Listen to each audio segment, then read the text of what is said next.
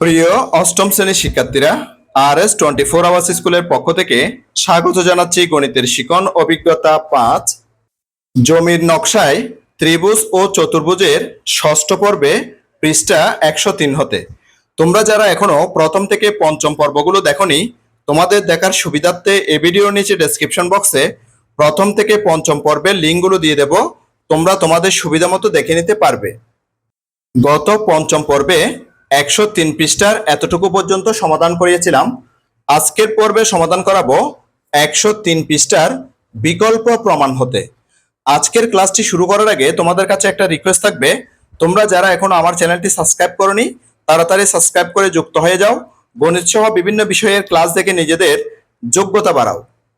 চলো এবার আজকের ক্লাসটিকে সামনের দিকে এগিয়ে নেওয়া যাক। বিকল্প প্রমাণ। ত্রিভুজের ক্ষেত্রফলের সূত্রকে কাজে লাগিয়ে উপরের বিবৃতিটি প্রমাণ করার আরেকটি বিকল্প উপায় নিচে বর্ণিত হলো। অর্থাৎ যে উপরের যে বিবৃতি, অর্থাৎ বিবৃতিটা হচ্ছে যে এটা যে দুটি ত্রিভুজের ভূমি সমান হলে ত্রিভুজের ক্ষেত্রফল উচ্চতার সমানুপাতিক। এই বিবৃতিটার যে আরেকটি বিকল্প প্রমাণ, হ্যাঁ, অর্থাৎ আরেকটা বিকল্প পদ্ধতিতে আমরা সেটা প্রমাণটা শিখব। এই প্রমাণটি করার জন্য আমরা এখানে দুইটি ত্রিভুজ নিয়েছি।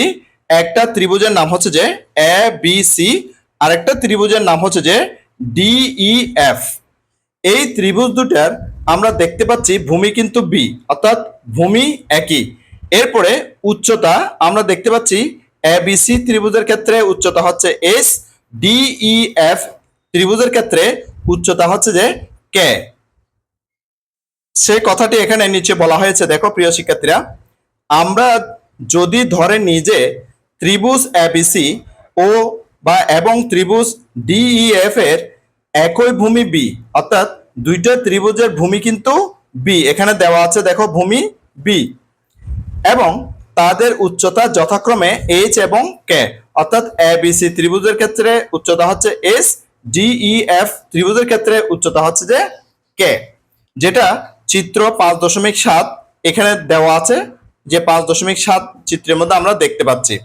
তাহলে আমরা কি পাচ্ছি দেখো প্রিয় শিক্ষার্থীরা, যে এখানে ত্রিভুজ এবিসি এর ক্ষেত্রফল ডিভাইডেড বাই ত্রিভুজ ডিইএফ এর ক্ষেত্রফল সমান ত্রিভুজ এবিসি এর ক্ষেত্রফল যখন আমরা লিখতেছি তখন সূত্র লিখতেছি হাফ ইন্টু ভূমি, ভূমি অর্থ হচ্ছে কি, ভূমি হচ্ছে এখানে বি, ইন্টু যে উচ্চতা হচ্ছে এখানে এইচ, এবং ত্রিভুজ ডিইএফ এর ক্ষেত্রফলের ক্ষেত্রে আমরা দেখতে পাচ্ছি হাফ ইন্টু ভূমি, ভূমি হচ্ছে বি, বি এখান থেকে লেখা হলো, এরপরে উচ্চতা হচ্ছে যে কে। তাহলে আমরা উচ্চতা কে লিখলাম। এবার ইকুয়াল আমরা এখান থেকে ক্যান্সেল আউট করে দিতে পারি, অর্থাৎ যে কেটে দিতে পারি, যে হাফ এবং হাফ কেটে দিলাম, এরপরে বি এর সাথে বি কেটে দিলাম। তাহলে আমাদের আর থাকলো কি H by K. H by K, এই এইচটা হচ্ছে কি, এই এইচটা হচ্ছে যে এ বি সি ত্রিভুজের উচ্চতা, আর এখানে লিখে দেওয়া হয়েছে দেখো যে ত্রিভুজ এবিসি এর উচ্চতা, অর্থাৎ এইচটা হচ্ছে যে ত্রিভুজ এবিসি এর উচ্চতা। এরপর হচ্ছে কে, কে হচ্ছে কি ত্রিভুজ ডিইএফ এর উচ্চতা, এখানে লিখে দেওয়া হয়েছে যে কে হচ্ছে যে ত্রিভুজ ডিইএফ এর উচ্চতা। এবার আমাদের হাতে আর কি থাকলো সেটা আমরা এখানে দেখতে পাচ্ছি, যে আমাদের হাতে আর থাকলো যে দেখো যে ত্রিভুজ এবিসি এর ক্ষেত্রফল ডিভাইডেড বাই ত্রিভুজ ডিইএফ এর ক্ষেত্রফল সমান ত্রিভুজ এবিসি এর উচ্চতা এবং ডিভাইডেড বাই ত্রিভুজ ডিইএফ এর উচ্চতা। এবার আমরা একটু কাজ করব, সেটা হচ্ছে কি, এখানে ত্রিভুজ এবিসি এর ক্ষেত্রফল, এটার নিচে আমরা ত্রিভুজ এবিসি এর উচ্চতাটাকে নিয়ে আসবো ইকুয়াল, এরপরে এই জায়গায় যেহেতু এটা এখানে চলে আসলো তখন এই অংশটা এখানে চলে যাবে, অর্থাৎ ত্রিভুজ ডিইএফ এর ক্ষেত্রফল। এবার এই অংশে কি চলে আসবে, এই অংশে ডিইএফ এর উচ্চতাটা এখানে চলে আসবে, অর্থাৎ এটা আমরা একান্তরকরণ করছি। কি করছি, একান্তরকরণ করছি। একান্তরকরণ করে আমরা এখানে কিন্তু দুইটা ত্রিভুজের ক্ষেত্রে দুইটা অনুপাত পেয়েছি। কি অনুপাত পেয়েছি প্রিয় শিক্ষার্থীরা, যে প্রথমটার ক্ষেত্রে ক্ষেত্রফল ডিভাইডেড বাই যে উচ্চতা, দ্বিতীয়টার ক্ষেত্রে ক্ষেত্রফল ডিভাইডেড বাই এর উচ্চতা। এবং আমরা পেলাম যে কি এরা কিন্তু সমান, অর্থাৎ আমরা বলতে পারি, সুতরাং আমরা পেলাম যে ত্রিভুজের ভূমি সমান হলে ত্রিভুজের ক্ষেত্রফল উচ্চতার সমানুপাতিক। হ্যাঁ, ত্রিভুজের ভূমি যখন সমান হবে, অর্থাৎ আমরা এখানে ভূমি কিন্তু সমান নিয়েছিলাম, অর্থাৎ ভূমি কি নিয়েছিলাম, বি নিয়েছিলাম, উভয় ক্ষেত্রে কিন্তু ভূমি সমান নিয়েছিলাম। যখন আমরা ভূমি সমান নেব তখন দুইটা ত্রিভুজের ক্ষেত্রে আমরা পেলাম কি ত্রিভুজের ক্ষেত্রফল উচ্চতার সমানুপাতিক। কি পেলাম? ত্রিভুজের ক্ষেত্রফল উচ্চতার সমানুপাতিক, এই জিনিসটা আমরা পেলাম। এটা মনে রাখতে হবে প্রিয় শিক্ষার্থীরা, মনে রাখতে হবে যে ত্রিভুজের ভূমি যদি সমান হয়, হ্যাঁ, তখন ত্রিভুজের ক্ষেত্রফল উচ্চতার সমানুপাতিক হয়। চলো এবার আমরা আরো সামনের দিকে আগাই। 104 পৃষ্ঠায় আমাদেরকে একটা একক কর্মপত্র দিয়েছে প্রিয় শিক্ষার্থীরা। দেখো, একক কর্মপত্র, আমরা এটার এখন সমাধান করব। এটার প্রশ্নটা কি বলছে দেখো, একই উচ্চতা ও ভিন্ন ভিন্ন ভূমি বিশিষ্ট 5টি ত্রিভুজ একে পরিমাপ করে দেখাও যে ত্রিভুজের উচ্চতা সমান হলে ত্রিভুজের ক্ষেত্রফল ভূমির সমানুপাতিক হয়।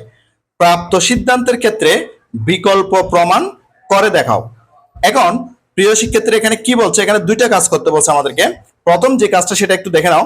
একই উচ্চতা, অর্থাৎ যে 5টা ত্রিভুজ আমরা আঁকবো সেটার উচ্চতা কিন্তু একই রকম হতে হবে, এবং ভিন্ন ভিন্ন ভূমি বিশিষ্ট 5টি ত্রিভুজ একে পরিমাপ করে দেখাও যে, অর্থাৎ যে ভূমি কিন্তু ভিন্ন হবে, উচ্চতা একই হবে, 5টা ত্রিভুজের উচ্চতা একই হবে, ভূমি কিন্তু, অর্থাৎ ভূমির পরিমাপটা কিন্তু ভিন্ন হবে।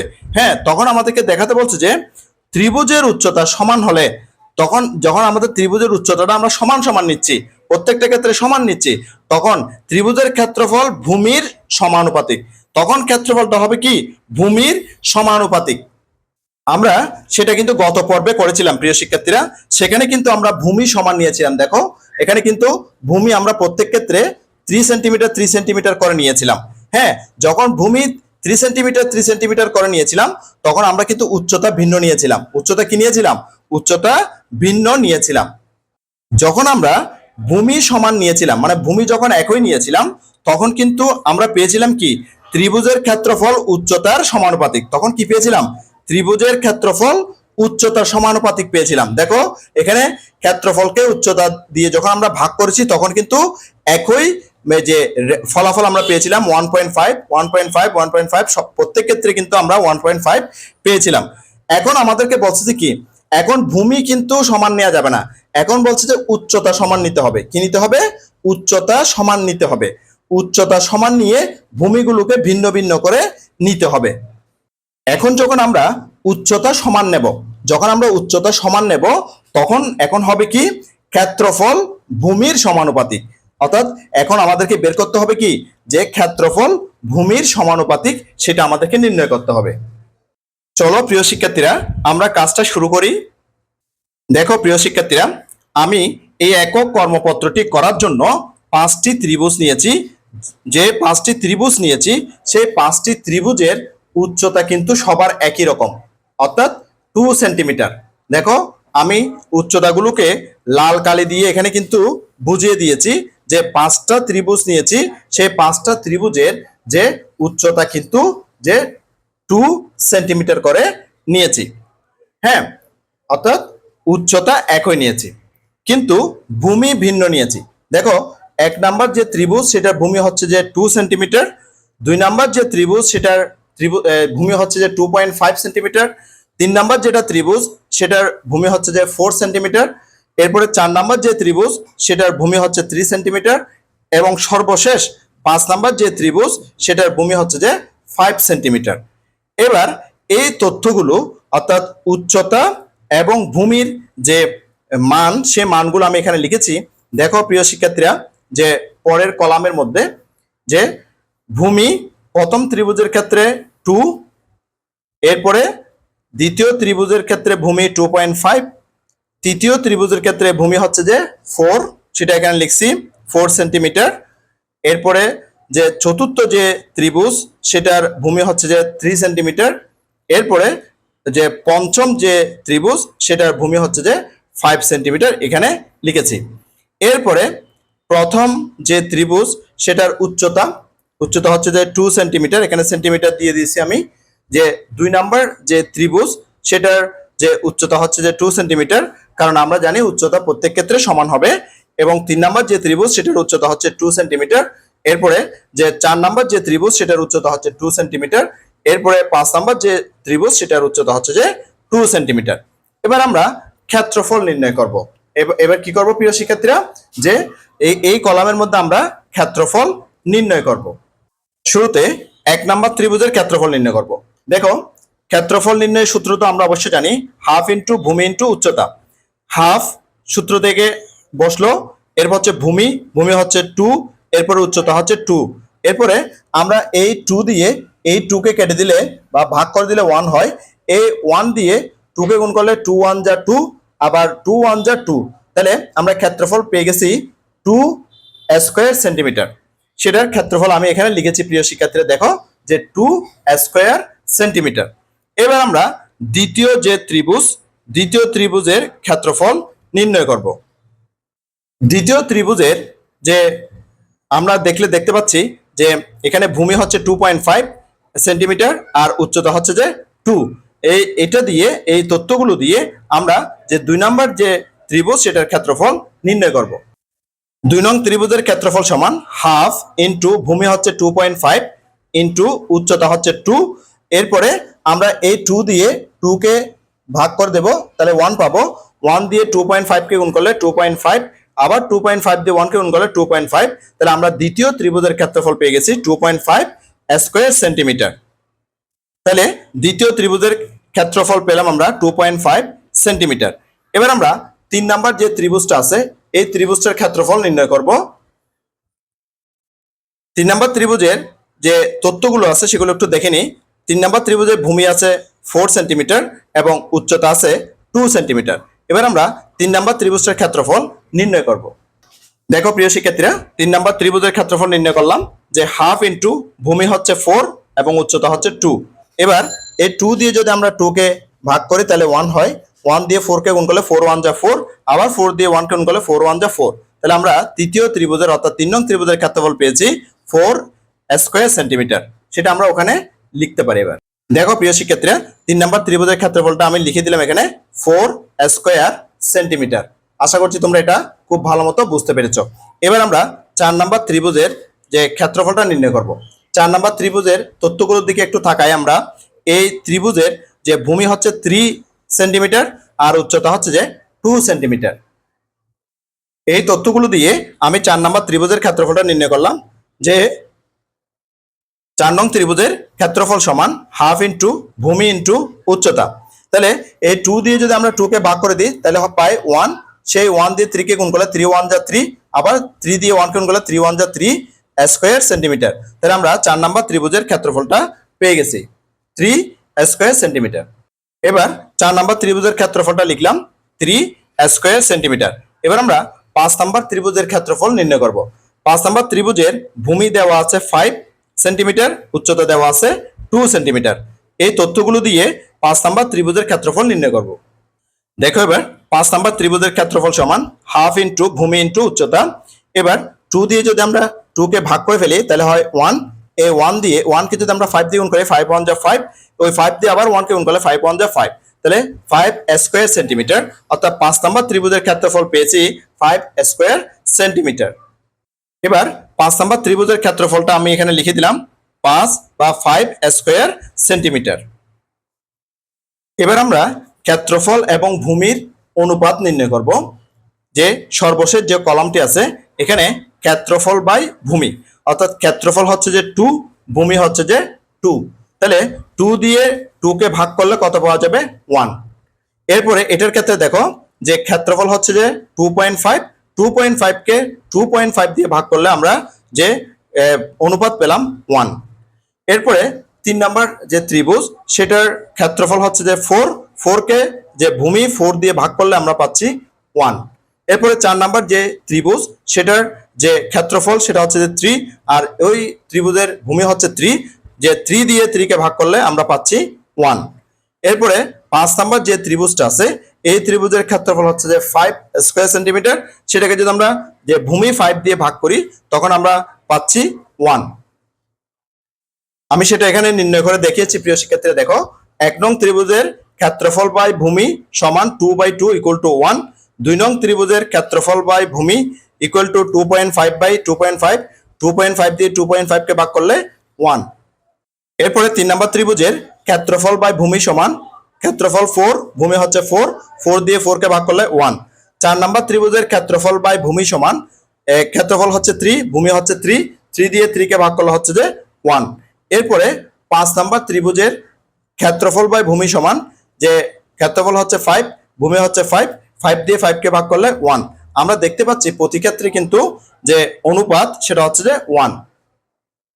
পুরো সমাধানটা তোমাদের জন্য একটু ছোট করে দেখালাম যাতে তোমরা সঠিক এবং নির্ভুলভাবে পুরো সমাধানটি লিখে নিতে পারো। এবার প্রত্যেকটা ত্রিভুজের যে ক্ষেত্রফল এবং যে ক্ষেত্রফল ও ভূমির যে অনুপাত বের করছি সেটাও এখানে আমি দেখাচ্ছি। প্রথমে 1 নং, 2 নং, 3 নং, 4 নং, 5 নং ত্রিভুজের ক্ষেত্রফল নির্ণয় করছি সেগুলো। এবারে 1 নং, 2 নং, 3 নং, 4 নং, 5 নং ত্রিভুজের ক্ষেত্রফল বাই ভূমির যে অনুপাত বের করছি সেটাও এখানে দেখালাম। এবার আমরা যে আমাদের সিদ্ধান্তটা জানাবো। আমরা এতক্ষণ যে কাজটা করলাম যে একই উচ্চতায় আমরা ভিন্ন ভিন্ন ভূমি নিয়ে যে ক্ষেত্রফল এবং ভূমির যে অনুপাতটা বের করছি সেটা সিদ্ধান্তটা আমি তোমাদের জন্য দিচ্ছি। দেখো প্রিয় শিক্ষার্থীরা, একই উচ্চতা ও ভিন্ন ভিন্ন ভূমি বিশিষ্ট ত্রিভুজের ক্ষেত্রে ত্রিভুজের ক্ষেত্রফল ভূমির সমানুপাতিক।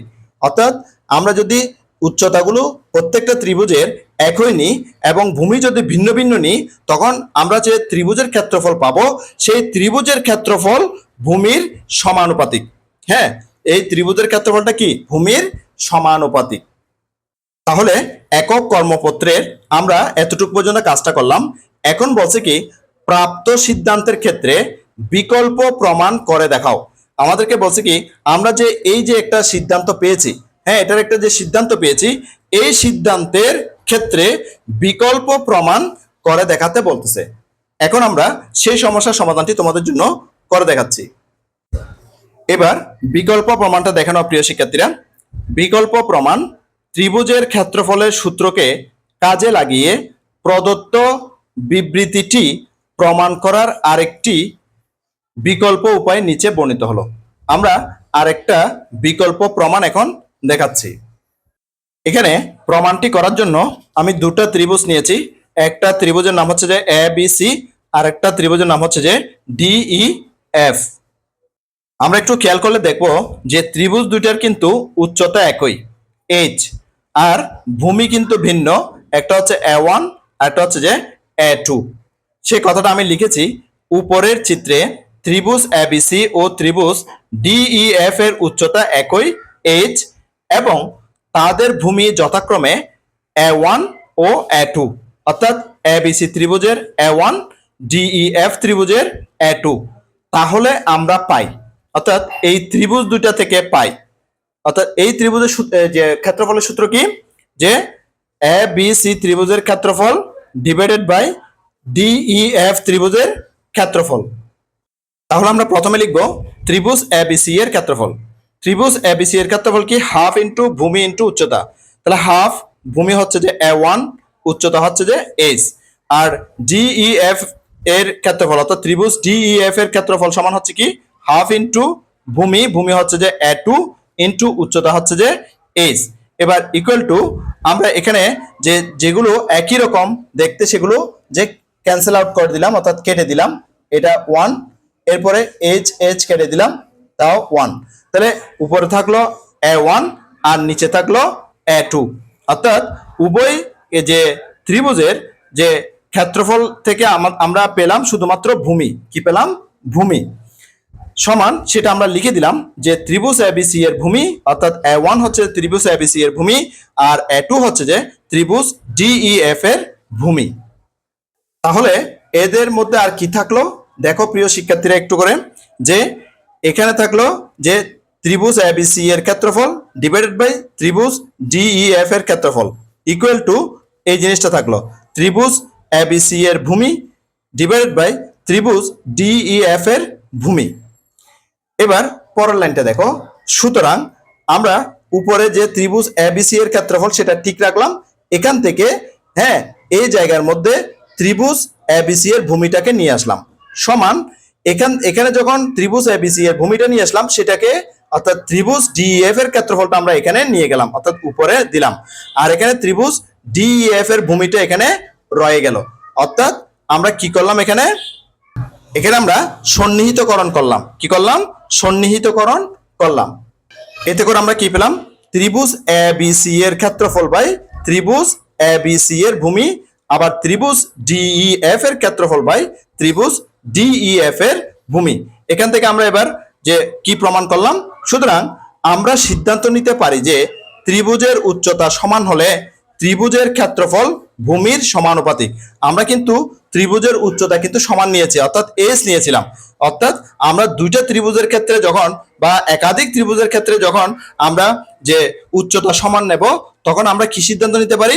ত্রিভুজের উচ্চতা সমান হলে ত্রিভুজের ক্ষেত্রফল ভূমির সমানুপাতিক হবে। এটাই হচ্ছে প্রমাণিত। আমরা বিকল্পভাবে এটা প্রমাণ করলাম। প্রথমে আমরা এটার মাধ্যমে প্রমাণ করেছি যে উচ্চতা একই হলে ত্রিভুজের ভূমি যদি ভিন্ন হয়, তখন ত্রিভুজের ক্ষেত্রফল যে ত্রিভুজের ভূমির সমানুপাতিক হবে। এটার ক্ষেত্রে আমরা যে আগেরটার বিকল্পভাবে প্রমাণ করছি যে ত্রিভুজের উচ্চতা সমান হলে ত্রিভুজের ক্ষেত্রফল ভূমির সমানুপাতিক হবে। আশা করছি সমাধানটি তোমরা খুব ভালো মতো বুঝতে পেরেছো। তাহলে এরই মাধ্যমে আমরা একক কর্মপত্রটির সমাধান করে নিলাম। চলো এবার আরো সামনের দিকে আগানো যাক। আমরা এখানে ত্রিভুজের ক্ষেত্রফলের সঙ্গে ভূমি এবং উচ্চতার আনুপাতিক সম্পর্ক পেয়েছি। আমরা এখানে কি পেয়েছি? ত্রিভুজের ক্ষেত্রফলের সঙ্গে ভূমির পেয়েছি এবং উচ্চতার আনুপাতিক একটা সম্পর্ক পেয়েছি। ত্রিভুজের আরো কিছু বৈশিষ্ট্য আছে যেখানে আনুপাতিক সম্পর্ক পাওয়া যায়। চলো আমরা নিচের কাজটি করে দেখি। এবার যে আরো কিছু বৈশিষ্ট্য আছে যে ত্রিভুজের ক্ষেত্রে, যে সেখানেও কিন্তু আনুপাতিক সম্পর্ক পাওয়া যায়, সেরকম আর একটা উদাহরণ আমরা এখন দেখে নেব। এবার সবাই এক খাতা কলম নাও। বলছে কি, প্রত্যেকে যে কোনো একটি ত্রিভুজ আঁকো। ধরো ত্রিভুজটি এবিসি, অর্থাৎ একটা এবিসি এরকম ত্রিভুজ আঁকতে বলা হয়েছে। তোমরা প্রত্যেকে খাতা কলম নিয়ে এবিসি একটা ত্রিভুজ অঙ্কন করো। প্রথমে আমি একটা ত্রিভুজ আঁকতেছি। দেখো তোমরা প্রিয় শিক্ষার্থীরা, প্রথমে আমি ভূমি আঁকলাম। এরপরে যে কোনো মাপ নিয়ে এখানে পেন্সিল কম্পাস এর কাঁটা বসিয়ে একটা বৃত্তচাপ, আবার এখানে বসিয়ে আরেকটা বৃত্তচাপ দিলাম। এবার বৃত্তচাপ দুটি একটা বিন্দুতে এখানে সেট করলো। এবার আমি এখানে যোগ করে ত্রিভুজ বানিয়ে নিচ্ছি। যোগ করলাম, যোগ করে ত্রিভুজ বানিয়ে নিচ্ছি। তারা আমাদেরকে বলছে যে এই ত্রিভুজটার নাম দিতে হবে এ বি সি। তাহলে আমি ত্রিভুজটার নাম দিলাম এ বি এবং সি। এরপরে কি বললো দেখো, কাগজ ভাঁজ করে বা অন্য কোনো উপায়ে বিসি এর সমান্তরাল করে ডিই সমান্তরাল রেখা আঁকো। অর্থাৎ বিসি এর মতো করে এখানে ডিই একটি সমান্তরাল রেখা আঁকতে বলা হচ্ছে। সেটা ভাঁজ করেও আঁকতে পারো অথবা অন্য উপায়েও কিন্তু তোমরা আঁকতে পারো। ভাঁজ করে তো তোমরা আঁকতে পারবে, অন্য উপায়ে কিভাবে আঁকবে সেটা তোমাদেরকে আমি দেখিয়ে দিচ্ছি। দেখো প্রিয় শিক্ষার্থীরা, যে স্কেলটা দিয়ে আমি এই ত্রিভুজটা আঁকলাম, সেই স্কেলের যে নিচের দিকের ধারটা নিচের যে ভূমি বরাবর বসিয়ে নিবে। হ্যাঁ, অর্থাৎ স্কেলের যে যতটুক প্রস্থ, স্কেলের প্রস্থ যতটুকু, ততটুক পরিমাণ তুমি একদম এভাবে সমানভাবে একটা দাগ এখানে দিয়ে ফেলবে। অর্থাৎ এই ধারটা অবশ্যই নিচের ভূমি বরাবর বসাতে হবে।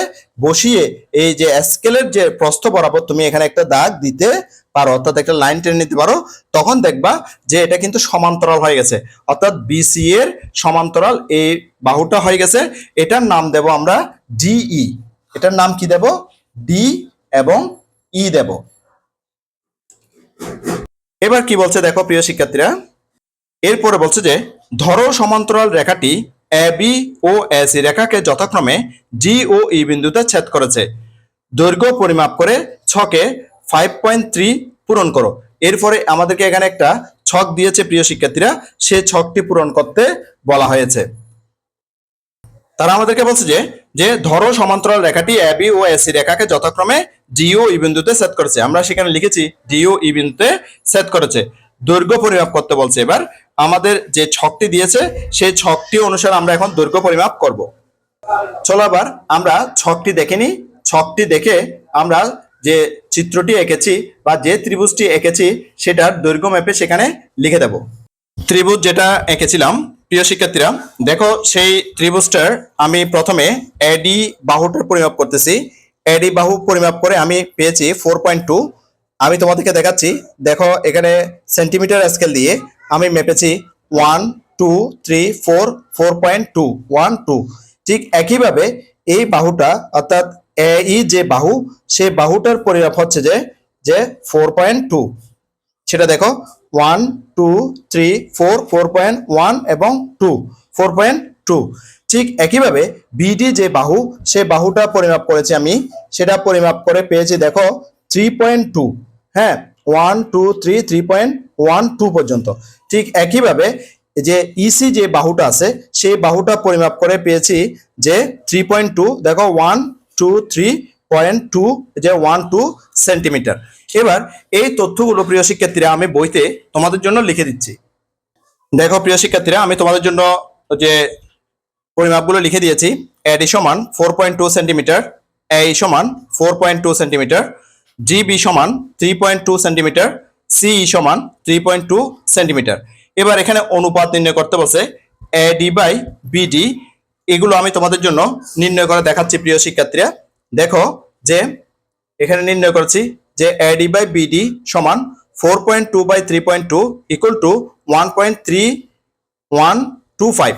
এই ফলাফলটা আমি এখানে লিখে দিচ্ছি যে 1.3125।